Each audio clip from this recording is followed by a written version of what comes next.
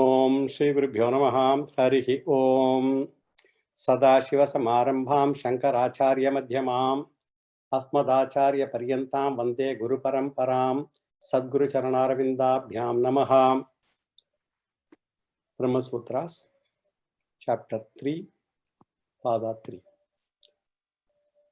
सदा सर्व वेदांत प्रत्यय अधिकरणं सर्व वेदांत प्रत्ययं चोदनाद्य विशेषात् वेदान्येति चेत् नैकस्यामपि स्वाध्यायस्य तथात्वेन हि समाचारे अधिकारच्च सववच्च तन्नियमः दर्शयति च उपसंहाराधिकरणम् उपसंहारः अर्थाभेदाद् विशेषवत् समानि च अन्यथात्वाधिकरणम् अन्यथात्वाधिकरणम् अन्यथात्वं शब्दादिति चेत् न अविशेषात् न वा प्रकरणभेदात् परोपरियस्त्वादिवत् संज्ञातश्चेत् तदुक्तम् अस्ति तु तदपि व्याप्त्यधिकरणं व्याप्तेश्च समञ्जसम्.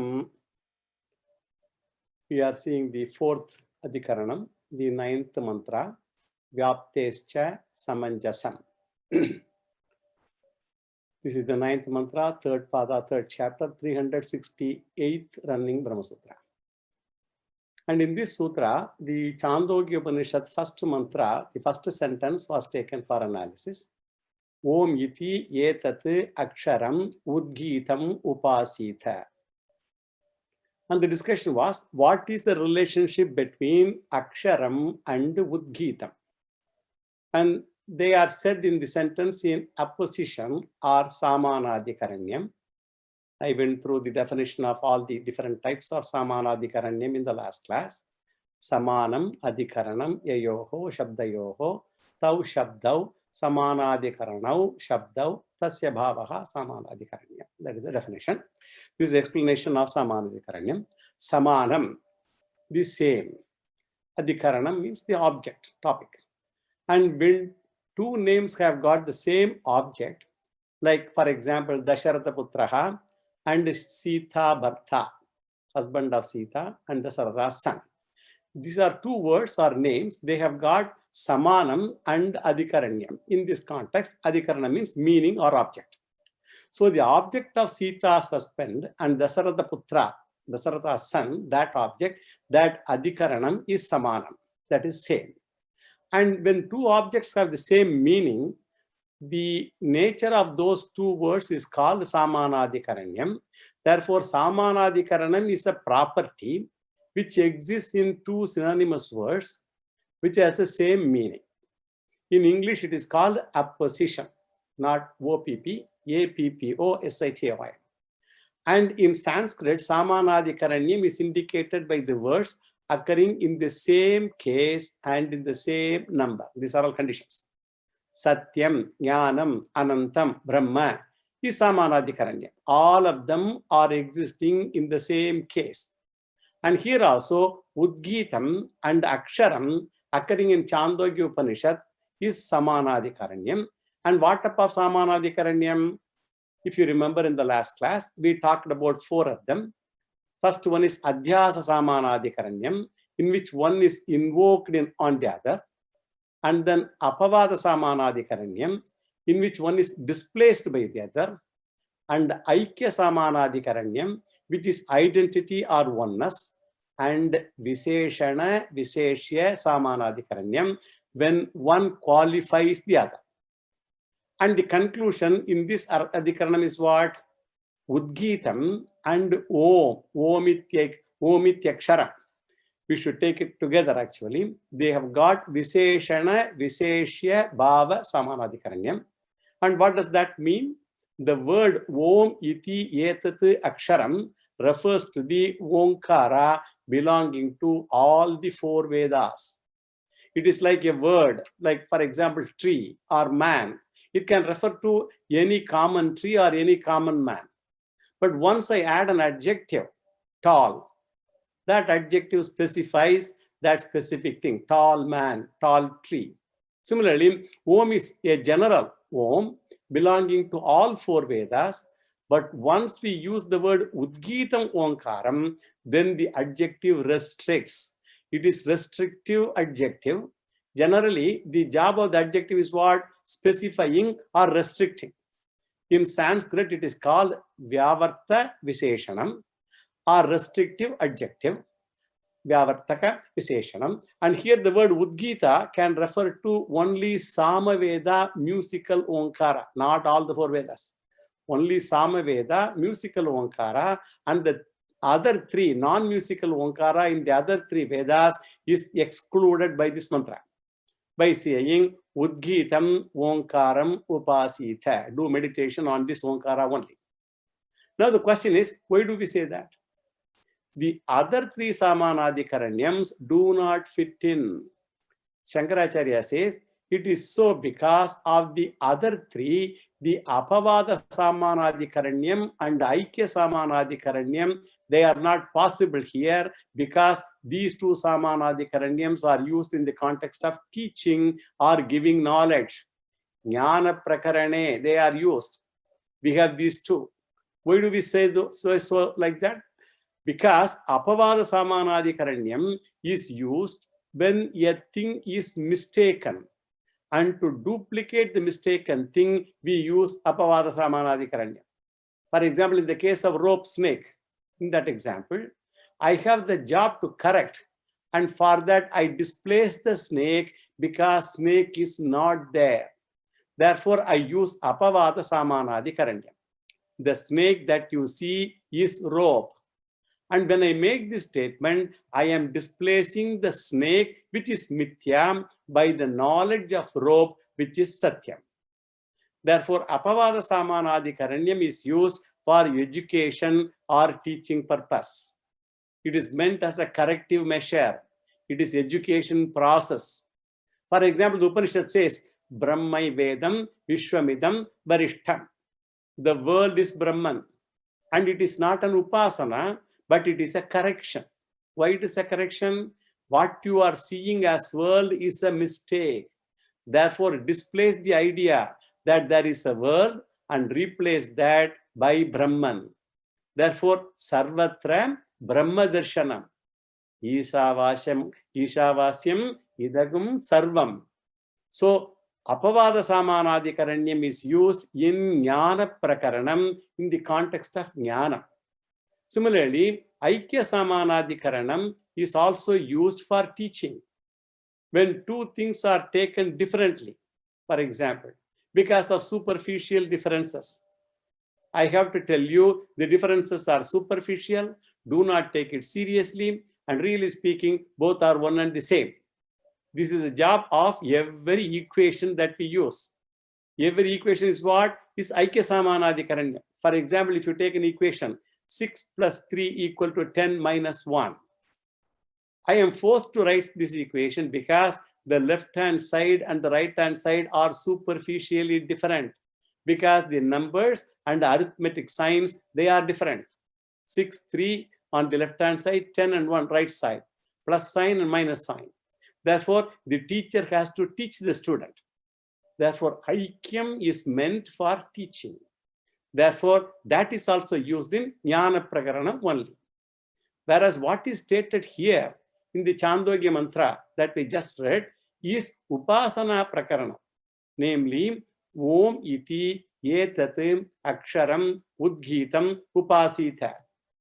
It is Upasana Prakaranam, and in this context, Apavada Samanadikaranyam and Aikya Samanadikaranyam have no relevance. The Prakaranam being a teaching Prakaranam in those two. So two are gone among the three. Now we have to tackle only one more Samanadikaranyam, and that is Adhyasa Samanadikaranyam. This is the bit technically a little difficult. So Adhyasa Samanadikaranyam means why cannot we take the sentence as a prescription of an upasana? The sentence, why don't you take it as a prescription of an upasana itself? And what is the upasana? Om iti etat aksharam udgitam upasita. Meditated upon Omkara as Udgita. And if you take Onkara as Udgita, then you can call it as Adhyasa Samanadikaranyam, in which Onkara is a symbol on which I superimpose Udgitatvam. Why can't we take that meaning? If one asks, we say no. Because if such a prescription is made, then a separate palam has to be mentioned for such an upasana. Because every upasana has to have a palam, prayojanam. But there is no upasana palam mentioned here. So if I have to do a meditation of Udgita upon Onkara, then it should have a separate palam, and therefore Adhyasa Samanadikaranyam is also not possible. Then what is the right meaning? It will be Udgita, Onkara should be taken as Viseshana, Visheshya, and upon the Udgita Onkara. So you meditate a prana, Ishvara, all those things. Udgita is not an object of meditation, but it is an adjective for the symbol of meditation. Should be careful. Udgita is not an object of meditation, but it is an adjective for the symbol of meditation. And here it's a little subtle to understand. It is a very subtle difference upon Onkara. We are not superimposing Udgita. Nadhyasa means we normally tend to think something is superimposed on the other. If it is nothing, we are not superimposing Udgita. Then if we suppose Udgita, if you superimpose Udgita upon Onkara, Udgita will become object of meditation. That is not here the object. Here Udgita is part of the symbol of Onkara. Thus it is Udgita Onkara. Should say it as Udgita Onkara put together is a symbol. And upon the Udgita Onkara, we are going to meditate prana. Udgita and all, I hope you understand, in Samaveda. So Udgita is meditate prana, Hiranyagarbha, Ishvara and all on Udgita Onkara. Pranavam, Om, Udgita, Samaveda. Therefore, Udgita is not object of meditation, but it is the attribute of the symbol. I hope with me with the illusion. It's a little, unless you are close, it may be a little confusing. So over which we are going to meditate later. And what is the logic for this? It is, if Udgita itself is the object of meditation, then a separate palam for that meditation should be mentioned, and there is no such palam at all here, and therefore Adhyasa Samanadikaranyam is also not applicable here. Anyway, all these things are all not important. Just want to tell you how the analysis, the commentators, they go through. The answer alone is important for us here, even though they go through all these discussions. So Udgita Onkara is the symbol over which varieties of deities are invoked. This is the general analysis. So Udgita Onkara, on which so many, for the Upasana, so many deities are invoked. Now let us do the word analysis. First, let us see the running meaning. Vyaptescha Samanjasam is the sutra. Vyaptehe means because of the wider meaning. Wider meaning of what? We have to supply Onkara. Wider meaning of Onkara. Cha Samanjasam. It is indeed appropriate. Samanjasam, appropriate. Indeed appropriate. Then we complete this word, the sentence saying, supplying the words to specify it with the adjective Udgita.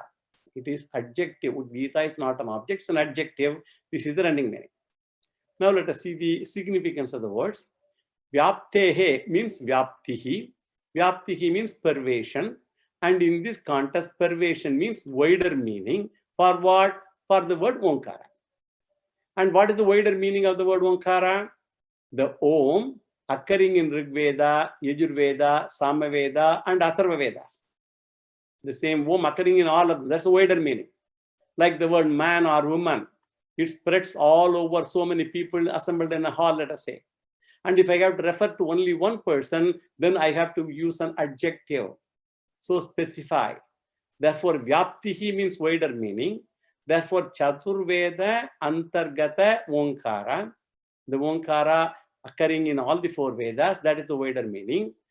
Vyapaka Onkara, the one that is pervading all of them, and Vyaptehe. Vyaptehe here means Panchami Vibhakti, Hetvarte Panchami, because of the wider meaning of Onkara. And the next word is cha. Cha is in the sense of negation of the other three samanadikaranyams. Samanjasam means appropriate or proper or correct, perfect, all those synonyms. Using the word Udgita, serving as an adjective is appropriate. That is the meaning. Using the word Udgita, serving as an adjective is appropriate. That is the meaning of the sutra.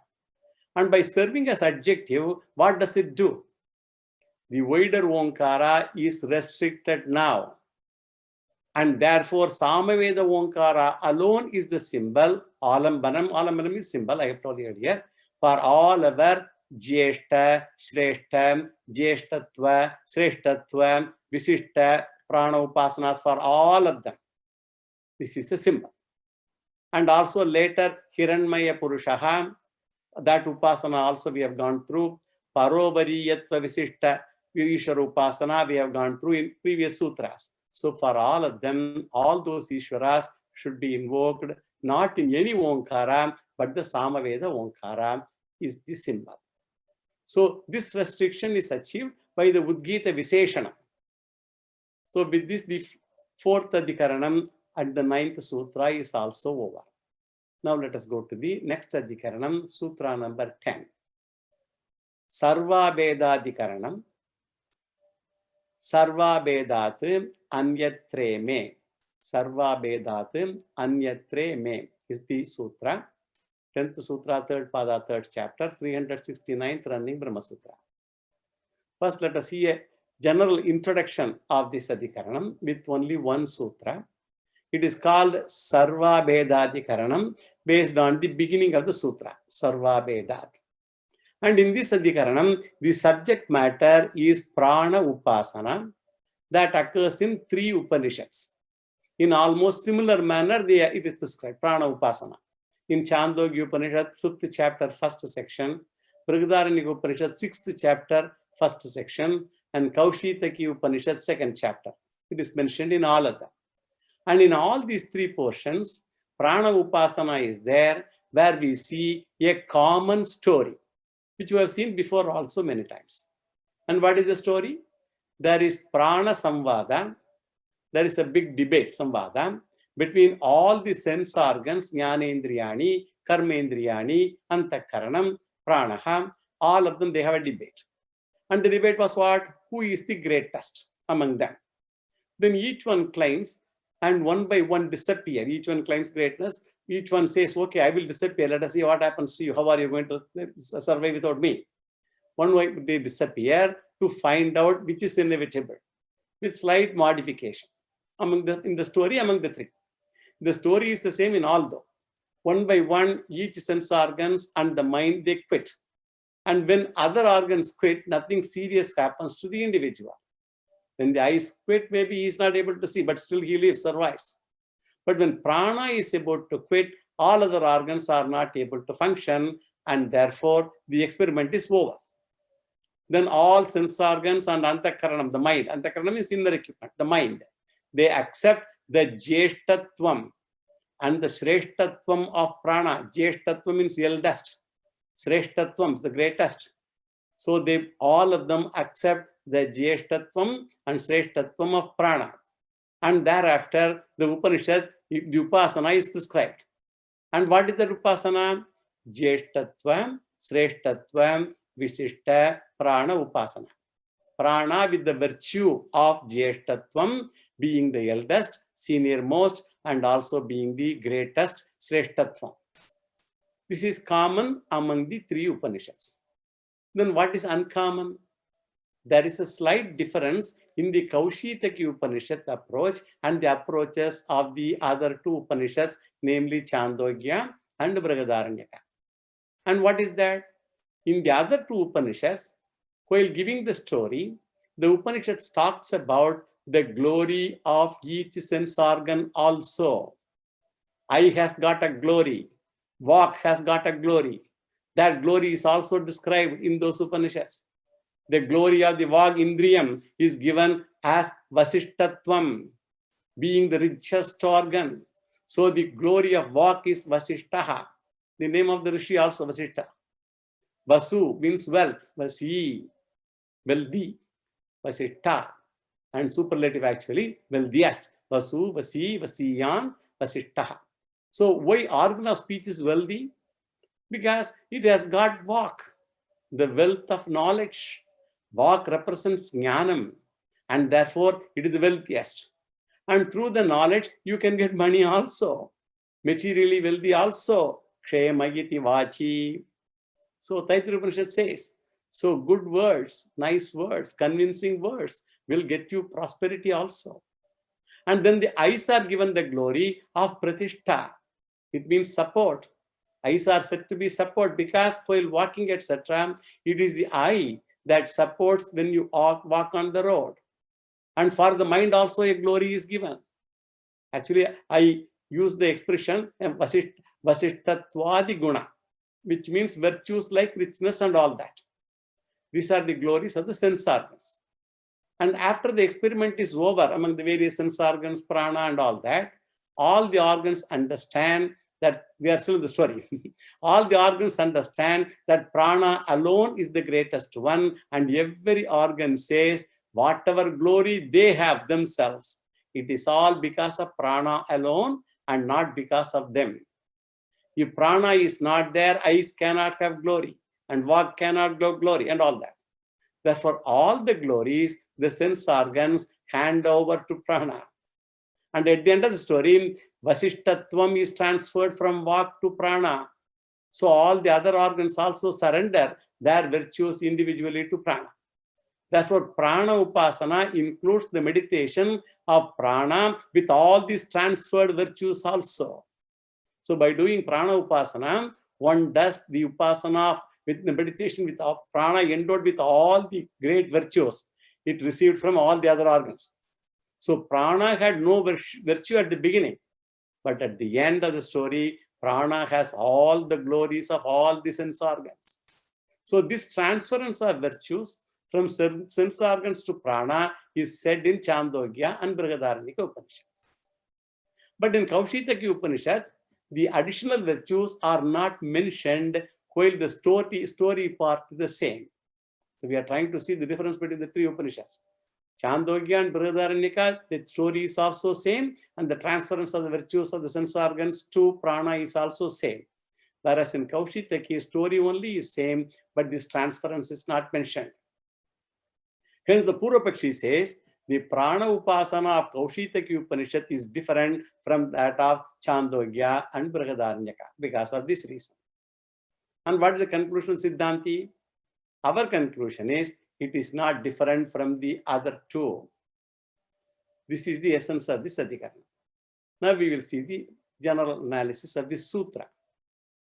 Prana in all the three Upanishads is the same because of Jeshtatvam and Shreshtatvam. And seen most the eldest and also greatest. And the story reveals the intention of the Upanishad. The purpose of the story is what? Any virtue of any organ belongs to prana only.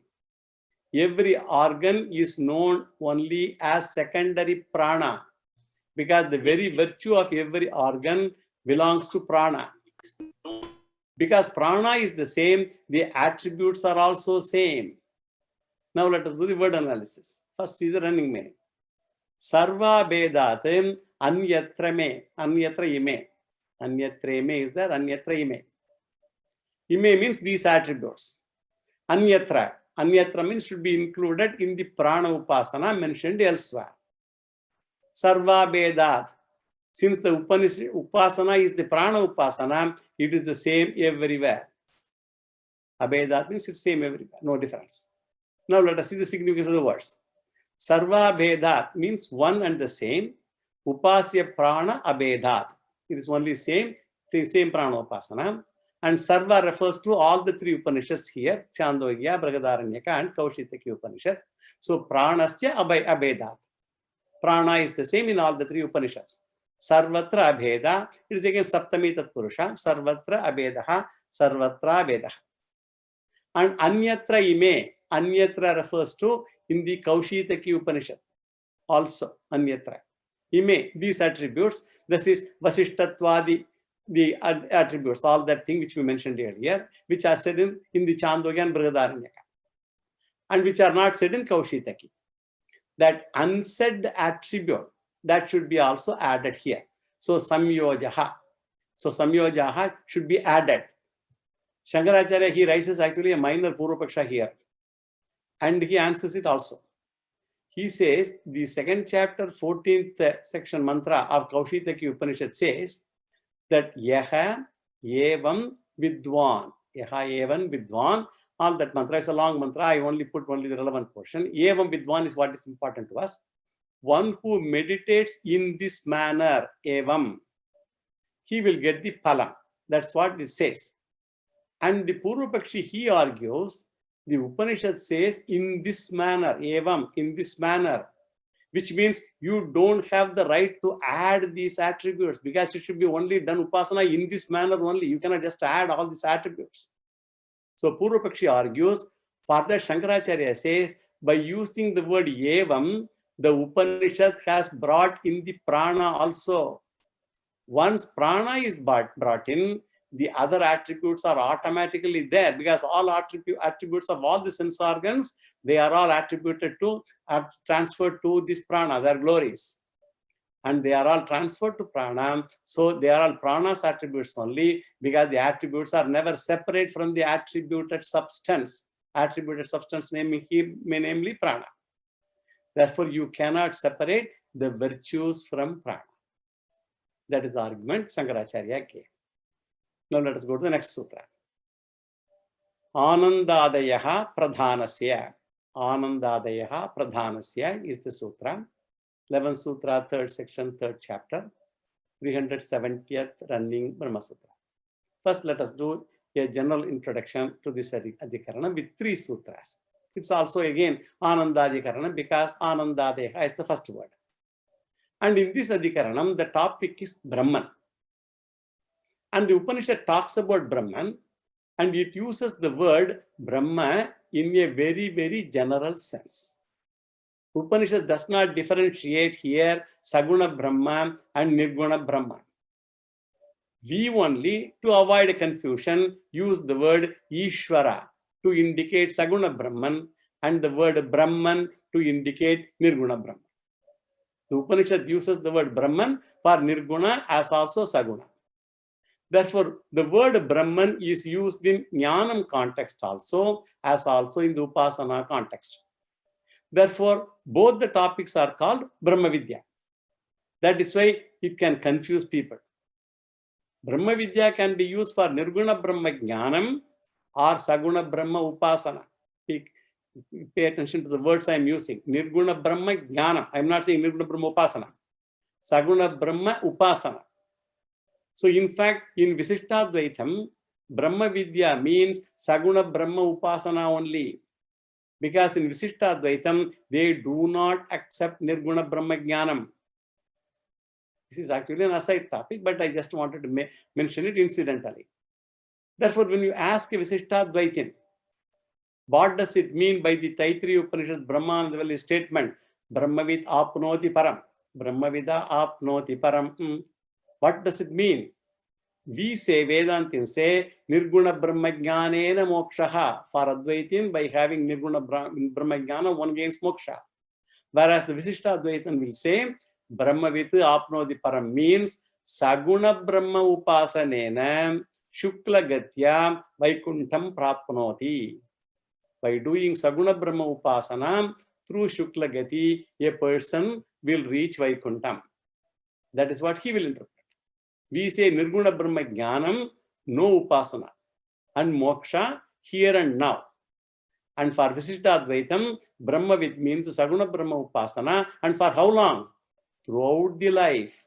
And param apnoti, when? After death. Breaking the Brahmarandram in the center of the head, all that thing we have told. Through Shukla Gati, Vaikuntham Gachati, all that. Therefore, the word Brahma Vidya, one should be very careful. Now the question is, when the word Brahman is used, what all the attributes must be taken universally in all contexts, and what should be taken contextually applying to a particular context, not universally in all contexts. This is the discussion in this adhikaran. And the answer is given is what? Satyam, Jnanam, Anantam. This means Sat, Chit, Ananda is there. They are the intrinsic nature which should be taken all the time along with Brahman. For this Brahman, the intrinsic nature, Sat, Chit, Ananda. Satyam, Jnanam, Anantam. Which comes in the context of Jnanam only. So, Jnana Prakarane, we have to include all the features. What are the things? Sat, Chit, Ananda. Even if some are not mentioned, when we say Anando Brahmeti Vyajanad, only Ananda is mentioned, but we have to still include Sat and Chit also. Similarly, in some places, Sadeva Somya Idamagra Asit, only Sat is mentioned, Sadeva. We should include Chit and Ananda also. Thus, there are certain essential features occurring in Jnana Prakaranam which should be taken in all the Jnana Prakaranam, even if some features are not mentioned. Whereas there are some incidental features which are not the essential nature of Brahman, which will not be taken always, but taken only in the context of a particular upasana. Like Hiranyasmashruho, this we have seen, golden mustached Brahman, for whom Brahman has a golden mustache. Don't say Brahman is Nirguna Mandal, because we have said that the Upanishad uses the word Brahman only, and the golden mustache should not be brought in all the contexts. It is only in the Chandogya, first chapter, 6th section, and first chapter, 2nd section context only. What the first chapter, 6th section says? Ya yeshontaraditye hiranmaya purushaha drishyate hiranyasmashruhu, hiranyakeshaha, and all that. Smashru is mustache. And also in the 7th section, tasya yata kapyasam pundarikam evam akshini. Therefore, they all become what? Incidental features. Similarly, Satya Kamaha, Satya Sankalpaha, they will vary from Upanishad to Upanishad, many of these. In fact, even Ishwaratvam is not the intrinsic nature of Brahman. Ishwar, Godhood, is not intrinsic nature of Brahman. Because only when Jivas are there, poor Brahman can be called a God or Lord. And the Jivas are there, who is going to call Brahman as God? He can be the controller, because we are there, the controlled Jivas. If the controlled Jivas are not there, how can God get a controller title? What he will control? So when the controlled Jivas are not there, even God loses his godhood. Therefore, they all will come under incidental features. And this differentiation of incidental and intrinsic features is the aim of this Adhikarana. This is the general introduction to this Adhikaranam. Now let us see the general analysis of the first sutra, sutra number 11. And Vyasacharya, here he says, he gives the intrinsic features which go with Brahman always. And in all the Upanishads, wherever Brahman is mentioned, we have to take that, all these intrinsic features. That is, wherever there is Jnana Prakaranam, that should be understood. Wherever Upasana is there, we should not take like that. But wherever Jnanam is the topic, we have to understand to take that. And what are they? As we said, Anandadayaha. Anandadayaha. Instead of taking Sat, Vyasacharya says Anandadayaha. He would have just said Sat only, but he said Anandadayaha. Adi means Anandadayaha. Adi means etc. Sat, Chit, etc. Ananda is there. Satchidananda, Sat, Chit, etc. also should be taken. They are the intrinsic features. And in the next sutra, Vyasacharya takes up the incidental features that varies from Upasana to Upasana. Therefore, for example, if you know it is Ramanavami was over just now. So Ramanavami, what Upasana do we do during Ramanavami? It is also Brahma Upasana only. We only say Rama Upasana, whereas the Upanishad says it is Brahma Upasana. With what virtues? Ramatva virtues. It is the virtues of Ramatvam, but it is still Brahma Upasana only. And in the same way, on Krishnashtami day, we do what? Krishnatva Upasana, with Krishna's virtues. Similarly, Guru Upasana, Guru Purnima, Gurutva virtues. They are all incidental only. So the intrinsic in the 11th, incidental features in the 12th sutras are talked about, and that is the difference between them. Now let us go to the word analysis. Let us do the running meaning first. Anandadayaha, the features like Ananda are intrinsic attributes like Ananda. Pradhanasya are the nature of Brahman in all the contexts of Jnana, only in Jnana Prakarana. Now let us see the significance of the words. Anandadayaha, Ananda, etc. Anandadayaha. So what are the etc. means? Sat Chit. All those things also should be included in addition to Ananda. Then Pradhanasya. Pradhanasya refers to Brahman. The word Pradhanam is used. Any substance is called Pradhanam and the attributes are called Apradhanam. Only the substance is called Pradhanam. The attributes are called Apradhanam. Therefore, all the Apradhanam attributes, they belong to Pradhanam Brahma. And why it is called Apradhanam? Because when it is dependent, it is called Apradhanam, whereas the substance supports them, and therefore it is called Pradhanam. It is only an incidental thing, therefore Pradhanasya. Pradhanasya here refers to Brahmanaha. And in all the Jnanam contexts, occurring in all the Upanishads, this is taken. So in Mundaka Upanishad, for example, Jnana Prakarana, and Kathopanishad, again Jnana Prakarana, in all of them. So Jnana Prakaranam, in all the Jnana Prakaranam of the Upanishads, these features of Nirguna Brahma are for understanding only, one should take. No upasana is required for Jnanam, Jnanam Brahman or Anantam Brahman. No upasana is required. It's only for understanding. It is to know that the Satyatvam, Satyam Brahman is I am. The ignorance-based problems of samsara will go away one on knowing that I am Brahma Chaitanya. There is no Nirgunam Brahma Upasana. It is only for understanding. Upasyam Brahman, meditated Brahman, is described in the Shastra with variety of features. It is not meant for knowing only, but after knowing, we have to use that Brahman in the practice of Upasana. The knowledge does not produce Jnanam in the case of Sagunam Brahman. Knowledge has to be followed by meditation. And all the phalam depends upon the quality of the meditation. With the duration of meditation, the benefits will increase. Here, Vyasacharya says, all the important attributes, etc., must be included in the entire context. So wherever Jnayam Brahman is mentioned, all the essential features should be added. Essential features. So Satyam, Jnanam, Anandam, they are all essential features. Therefore, Jnayam Brahman is only one, and all the features must be brought in all the Upanishads wherever Jnayam Brahman is talked about. Whereas in the case of Upasyam Brahman, the Brahman you do Upasana on. We cannot take all the features, but take only the special features said in the particular place. Eka Rupam and Aneka Rupam cannot be brought in here. The non-essential features should not be brought in. Essential features do not require Maya Sambandha.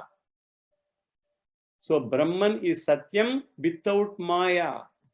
Brahman is Jnanam without Maya. Brahman is Ananda means what? What is the Ananda we talk about should be taken into account.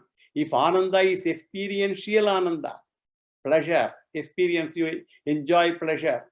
If it is experiential Ananda, that means it is coming, going, arriving, departing Ananda. That means it requires Maya. And if Ananda means non-experiential Purnatva or freedom from lack, I don't lack anything, freedom from Apurnatva or limitation, and that Ananda is the essential nature of Brahman. It does not require Maya. So all these are called essential features, and they must be brought in wherever Jnayam Brahman is talked about.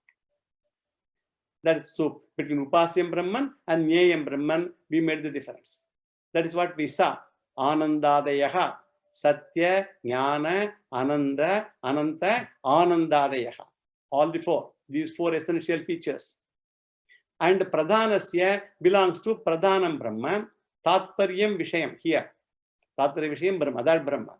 Or Viseshyam Brahma, or Jnayam Brahma. So wherever Jnayam Brahma is talked about, there is all knowledge. Wherever means in whichever Upanishad it is talked about, that's what all these things are to be brought, all these features. Then the next question is, what are the non-essential features which need not be brought into at all when we talk about Jnayam Brahma in all the contexts? That is going to be discussed in the next Sutra, Sutra 12. Priya Shirastvadi Apraptihi Upachayapachayau Hi Bede. Priya Shirastvadi Apraptihi Upachayapachayau Hi Bede. Upachaya, Apachaya, Hi Bede. That is the 12th Sutra, 3rd section, 3rd Pada, 3rd chapter, 371 running Brahma Sutra. And in this Sutra, the non-essential features of Brahman, actually we should supply, it should be understood as Upasyam Brahman, because the moment non-essential features come, we have to talk about Upasyam Brahman, not Jnayam Brahman. They are discussed here. And if we say essential features, then we should take it as Jnayam Brahman. So that difference should be clear. Essential features, Satyam, Jnanam, Anandam, Jnayam Brahma. Non-essential features, they are all Upasyam Brahma. Srishti Karana. Srishti Karanam is non-essential feature because of Maya association. Srishti comes only with Maya. So Brahman is Srishti Karanam. Similarly, Sthiti Karanam, Laya Karanam, all those with Maya. Similarly, Satya Kamaha, Satya Sankalpaha, all these are also non-essential features. And Vyasacharya says, even experiential Ananda is non-essential features. And how do we define the experiential Ananda? Priya Shirastvadi. That is the word here. Experiential Ananda is Priya Shirastvadi. Here, by using the word Priya Shiraha, Vyasacharya reminds us where? Taittiriya Upanishad, where Brahman is discussed as which has got experiential Ananda. Brahman is discussed as that which has got experiential Ananda. Especially in the Anandamaya Kosha, Brahman is described along with experiential Ananda. And what is the description in Taittiriya Upanishad? Tasya priyame vashiraha modo dakshina pakshaha pramoda uttara pakshaha ananda atma brahma pucham pratishta. So Atma, which is non-different from Brahman, has got so many grades of Ananda. And what are those grades? Priyam eva shiraha. Priyam refers to happiness, Ananda. And Modaha refers to happier. And Pramodaha refers to happiest, superlative Ananda. That is discussed in Taittiriya Upanishad. So positive degree, degrees of comparison. Positive degree, comparative degree, and superlative degrees of experiential happiness. Ananda is called Priya Shiratvadi. Adi refers to Moda, Pramoda, and all that. And they are superficially said to be Brahmans in the Anandamaya Kosha Prakaranam in Taittiriya Upanishad. Of course, later we established that the experiential Ananda belongs to the Koshas only, that we later conclude. But superficially seeing the Anandamaya Kosha Prakaranam, these are all said to be Brahman's Ananda by the word Brahma Pucham Pratishta. So what should be our conclusion? They all are the non-essential features, and therefore they should not be brought in Jnana Prakaranam. But the experiential pleasures should be brought in Jnaya Brahma Prakaranam, because they are not essential features. And along with that, we should also add that we should not bring Shrishti Karanatvam, Sthiti Karanatvam, Laya Karanatvam, Satya Kamatvam, Satya Sankalpatvam, Kama Phala Dhatrut, Karma Phala Dhatrutvam, all that we cannot include. They should not be brought in when we say Tat Tvam Asi. When you say that Mahavakyam, all these should not be brought about. One should not, for example, Brahman is Srishti Karta, I am not Srishtikarta, because if me Tattvamasi, if you say I am Brahman, and then Brahman is Srishtikarta, then you will have the doubt how I can be Srishtikarta. One should not bring these in Jnana Prakarana. Okay. So these problems come only when the word Brahman is very loosely used in Saguna Brahman and Nirguna Brahman context. But we have avoided this problem by using separate words. What are those words? Brahman means Nirguna Brahman and Ishvara means Saguna Brahman. That is how Vedantins use. We have invented two separate words. Therefore, there is no problem for us. But Vyasacharya sees the problem because in Shastras, the word Brahman is used for Nirgunam Brahman and also Ishvara, for Saguna Ishvara also. And in such a context, one should know what are the essential and non-essential features to be taken. And these are all non-essential features because Upachaya, Apachaya. In the sutra, this word, you might have heard that, Upachaya, Apachaya. Because experiential pleasures are subject to increase and decrease. Upachaya, increase, decrease, Apachaya. Therefore, they cannot be the essential feature of Brahman. This is the general analysis. Now let us see the word analysis. First, let us see the running meaning. Priya Shiratvadi Apraptihi. Actually, the entire thing is one compound word. Attributes like happiness, that is experiential pleasures, not the Ananda of previous sutra, where it is non-experiential happiness in the previous sutra. So this is the experiential pleasures are talked about here. Therefore, attributes like experiential happiness are not to be included in all the contexts. He, Upachaya, Apachaya, since they are subject to increase and decrease. Bede means in the field of duality. This is the running meaning. Now we will see the significance of the words.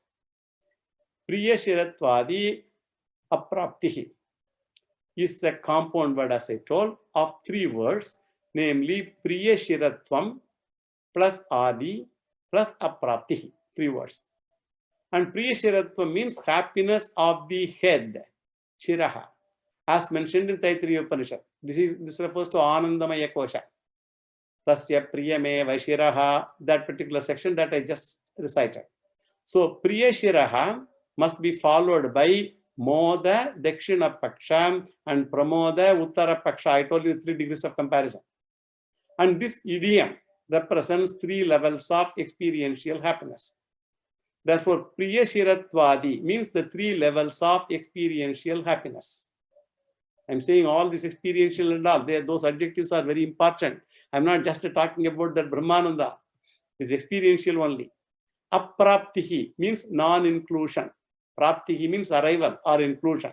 Apraptihi means non-inclusion of experiential happiness. Non-inclusion where? In Brahman. This is very important because many people think Brahman is embodiment of experiential happiness. So many confusions are there with people. Brahman is embodiment of experiential happiness, they interpret. Therefore, they use the word Brahma Anubhava also. And Brahma Anubhava is taken as Ananda Anubhava. And they look for such an Ananda happiness, Anubhava. And they even think that one who has realized Brahman must be all the time excited because he is in Ananda all the time. He should be very excited. All these mistakes come because they take experiential happiness as the nature of Brahman. Brahman doesn't have any experience at all, let alone experiential happiness. So in Brahman's presence, mind experiences the world, the emotions, and no experience should be connected with Brahman. This is very important. That is, experiential pleasure should not be included in Brahman. So the word used is apraptihi in the sutra. Sashti tat purusha samasa. So priya shiratvadehe apraptihi. Priya shiratvade apraptihi. And the next word is upachaya apachaya. Upachaya means increase and apachaya refers to decrease. So priya will increase and become moda. and moda will increase and become pramoda. But unfortunately, what happens? Pramoda decreases to become moda, and moda can decrease to become priya, and priya changes to become apriya, which becomes krodha perhaps at the end, or dukkha. And that is why even those people who seek that ananda in samadhi state, all those savikalpaka samadhi, nirvikalpaka samadhi, all that, as they get more and more absorbed in samadhi, ananda increase, all right. And in the peak of samadhi, ananda also peaks. And gradually, ananda comes down because what happened? Doorbell rang or a phone rang, and the happiness comes down and replaced by perhaps anger because the guy who rang the bell may be some sales representative, or the person who called on the phone may be some other sales representative. Therefore, how can that ananda be ever called Brahmananda? People are still working for Brahmananda Anubhava without knowing that Brahmananda has nothing to do with experiential pleasure. That is why Dayana Swami says nicely, whenever we say Brahmananda, you translate Ananda as what? As Ananta. Ananda as Ananta. You will be free from many confusions, he says. Therefore, Brahmananda means Anantatvam. Anantatvam means what? Freedom from the sense of limitation. I am not limited person. Freedom from the notion that I am finite. That is Brahma Ananda Anubhava. Freedom from that notion. It is a cognitive process. It has nothing to do with emotion at all. It is an understanding that I don't lack anything in life. Because what we have already seen this in Kaivalya Upanishad, Mayyeva Sakalam Jatam, Mayi Sarvam Pratishtitam, Mayi Sarvam Layam Yati. By understanding this, the adhyasa of finitude goes away. That is called Ananda. There is no other bliss or pleasure or joy involved in it at all. So upachaya, apachaya. And the advantage is what? When Ananda is freedom from the notion based on knowledge, knowledge will be all the time there. And therefore, freedom from the notion of limitation is also all the time there. Therefore, knowledge-based Ananda is undisplaceable. Experience-based Ananda is displaceable by another counter-experience. Brahmananda is not something to be displaced by another counter-experience because it is knowledge-based removal of the notion that I am finite. That is Brahmananda, Upachaya, Apachaya. And he means because indicates the reason. Bhede. Bhede means in the context of difference or in the context of duality, which means Vyavaharika Drishti. So we deal with Upasyam Brahman in Vyavaharika Drishti or in Veda Drishti. So wherever the topic of Upasana is there, the aim of the Shastra is to retain the difference. We should be very careful. Wherever Upasana is there, we want to retain the difference, not to remove the difference. Whereas in Nyayam Brahma, in that context, the aim of Shastra is neither to promote difference nor to retain difference, but to remove the difference. So in Nyayam Brahma context, the aim of the Shastra is neither to promote difference nor to retain difference, but to remove difference. Therefore, Nyayam Brahma is in Paramarthika Drishti and Upasyam Brahman is in Vyavaharika Drishti. Therefore, the level of discussion is different between these two. And this is why we are able to accommodate both Visishtadvaitam and Advaitam without any conflict for an Advaitam. Because Visishtadvaitam is dealing with the Upasyam Brahma in Vyavaharika Drishti, Advaitam is dealing with Nyayam Brahma in Paramarthika Drishti. Through Visishtadvaitam alone, we have to go to Advaitam. And even after Advaita Jnanam, I have to continue to live in the Vyavaharika world. Therefore, I will continue to accept Upasyam Brahma. All those will continue even after Jnanam. Therefore, Bhede. Bhede means Vyavaharike, Vyavahara Drishtav. This is the significance of the words. Now let us see the next sutra. It's a small sutra only.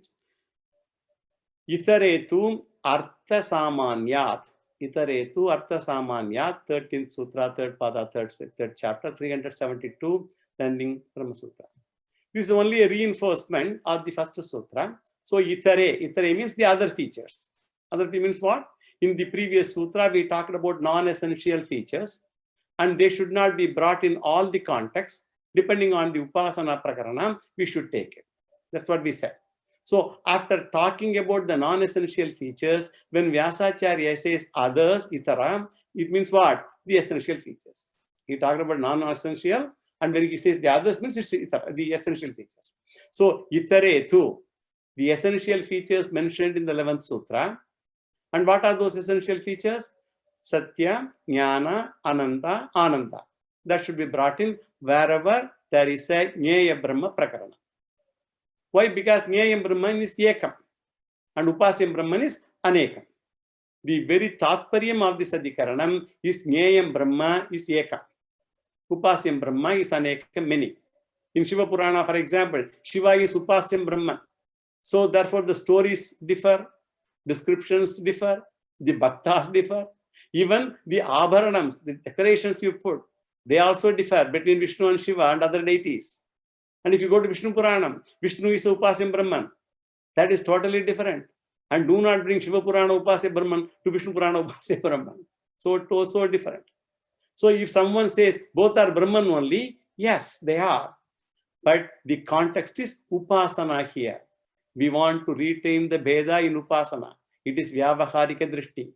So Ajnana Nivritti is not the aim of Shiva Puja or Vishnu Puja. Ajnana Nivritti is not. Ajnana means Atma Jnana. Then what for they are done? For Chitta Shuddhi, Guru Prapti. They are the phalam.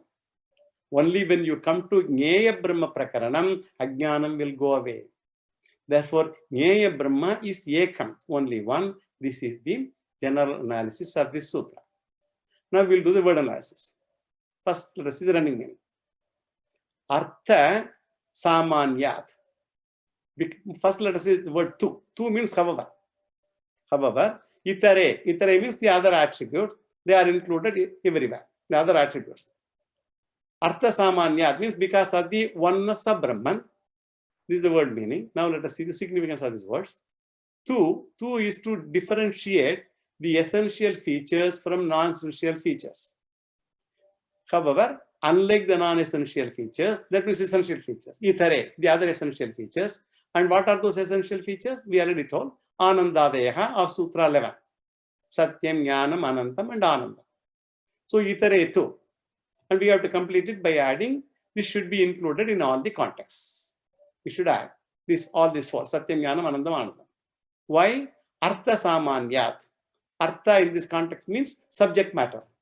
So Jnayam Brahma is a subject matter. Samanyat means is one and the same. So Jnayam Brahman being one and the same in all the 10 Upanishads.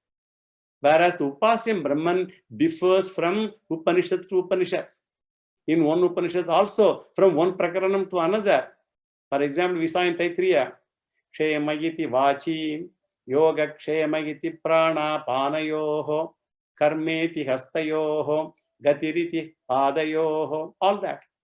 So each Upasana is different from the other. Therefore, Upasyam Brahmas are many and Artha Samanyat. With this, actually, Artha Samanyat, we already told there is one and the same in all the various Upanishads. With this, the 6th Adhikaranam is also over. Now let us see the 7th Adhikaranam in the next class.